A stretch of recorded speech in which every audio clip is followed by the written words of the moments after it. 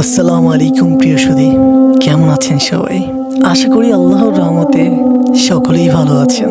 তো শুরু করা যাক। জানো, এই পৃথিবীতে যদি এমন কাউকে খুঁজতে বলা হয় যে তোমাকে নিঃস্বার্থভাবে ভালোবাসে, তাহলে হয়তো আমরা বলবো আমার মা। কারণ মা আমাদের জন্য নিজের সুখ ত্যাগ করে নিজের ঘুম হারায়, নিজের ক্ষুধা ভুলে যায়।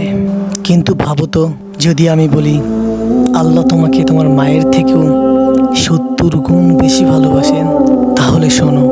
একদিন রাসূল সাল্লাল্লাহু আলাইহি সাল্লাম সাহাবাদের সাথে বসেছিলেন।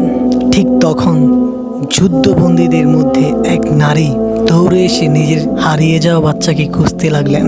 হঠাৎ তিনি দেখলেন তার শিশু কাঁদছে এবং দৌড়ে গিয়ে বুকে জড়িয়ে ধরলেন, নিজের বুকের দুধ খাওয়ালেন।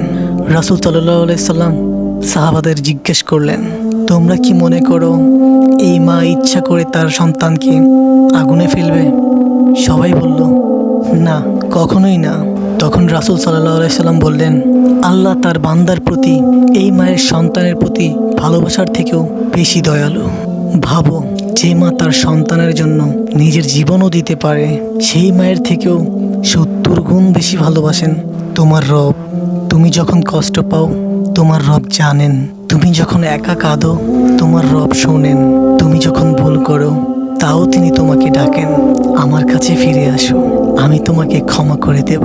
শোনো, জীবনে যতবারই গুনাহ করো না কেন, যতবারই ভুল পথে চলে যাও না কেন, মায়ের কাছে যেমন ফিরে গেলে মা তোমাকে আলিঙ্গন করেন, তেমনই তোমার রব আল্লাহ তাআলাও তোমাকে ফিরিয়ে নেন। তোমাকে শুধু ফিরে যেতে হবে।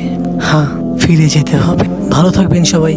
আসসালামু আলাইকুম রাহমাতুল্লাহি ওয়া বারাকাতুহু। ভালো লাগলে চ্যানেলটিকে সাবস্ক্রাইব করে সাথেই থাকবেন।